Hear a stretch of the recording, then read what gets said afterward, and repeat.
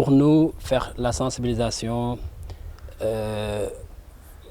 former les habitants sur la transition zéro déchet ou bien sur la problématique des déchets plastiques sans pour autant discuter avec le conseil départemental ou bien la commune. Pour nous, c'est voilà, un objectif que nous allons rater.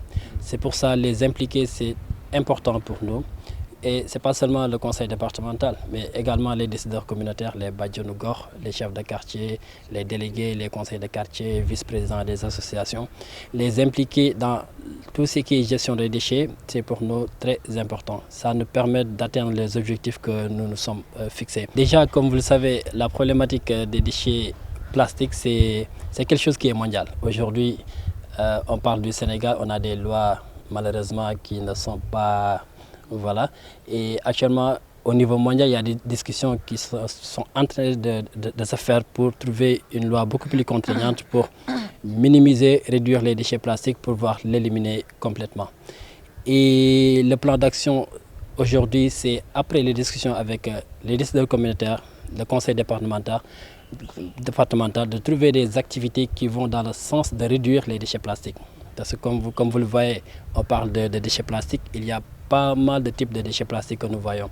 Et l'objectif aujourd'hui, ce n'est pas de couper les déchets plastiques, mais de trouver des initiatives pour les réduire. Et à la fin des discussions, nous allons mettre un plan d'action avec le conseil départemental, avec les décideurs communautaires de plusieurs quartiers, pour voir d'ici quelques années comment est-ce que nous pouvons arriver à réduire ces déchets plastiques.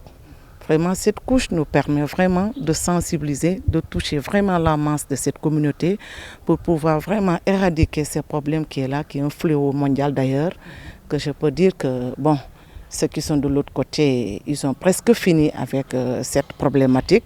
Il nous reste, nous, au Sénégal, surtout en Ziguinchor, qui est confronté à ce problème de déchets, qui est toujours là, qui est un fléau.